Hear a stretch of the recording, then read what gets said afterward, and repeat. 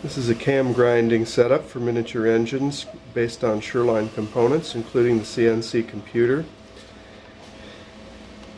This is the headstock. You can see the grinding wheel and coolant supply and the tailstock.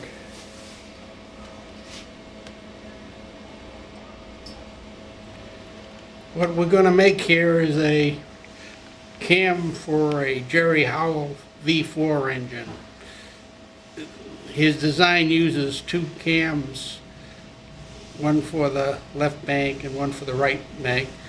So this one here is already complete, and you can sort of get an idea of what the finished product looks like.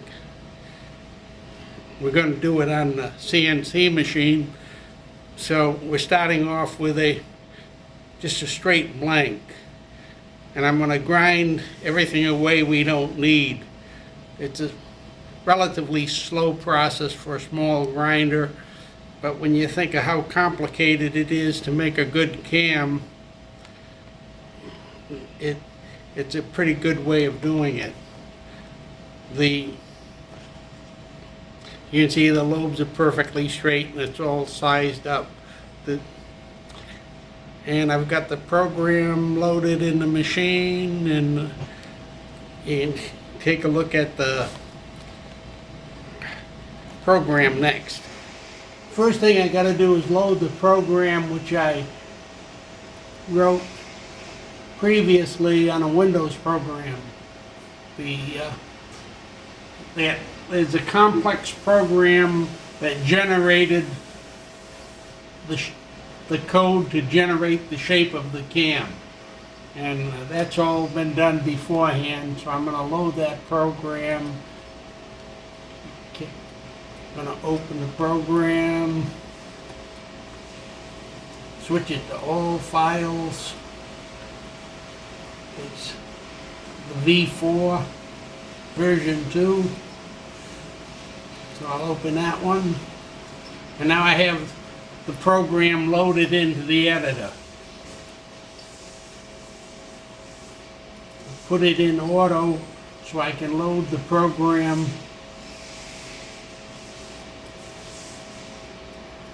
into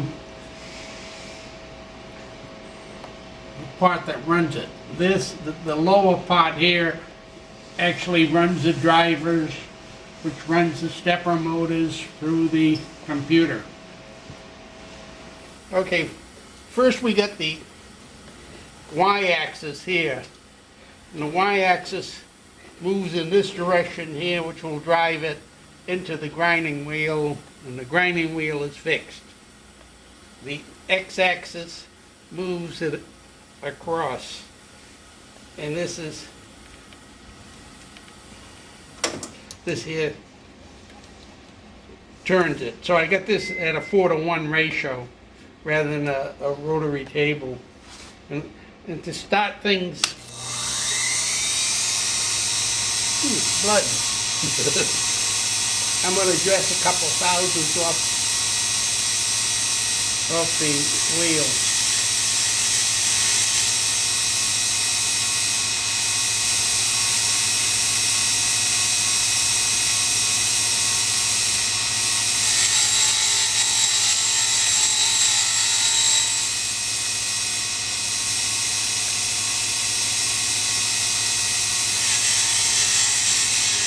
I've got a diamond mounted on an XY slides here. Okay. So I can move it in about a 1/2 of an inch.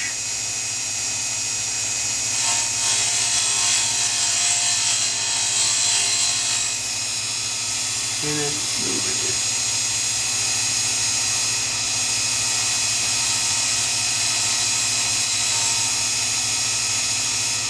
And that trues up the wheel. When you're grinding something, the wheel stays the same diameter. It doesn't, if you're doing it right, it doesn't really break down. And a diamond doesn't wear out as it cuts across there. These two things are assumed. So the next thing I have to do is get everything in position. Okay, the first part I gotta do is get the grinder set up in relation to the part that I have on there. And the way I'm gonna do it is, I know what the program does, and the first thing the program does is come into a point and then start turning. So I'll let the program run up to that point, and then I'll put it on feed hold. So I'll hit the run button, and that'll start it moving. In fact, I can slow it down even if I want. I hit run.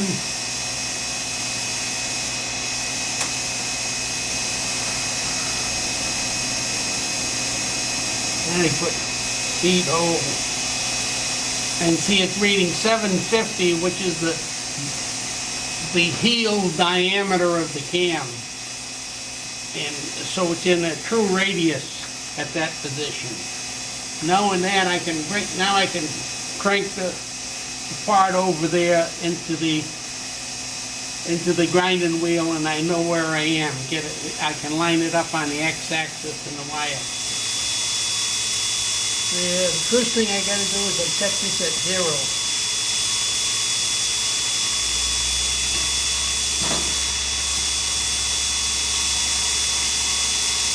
Okay, I got the rotary axis set at 0. Now I'm cranking the y-axis in where that light is hot.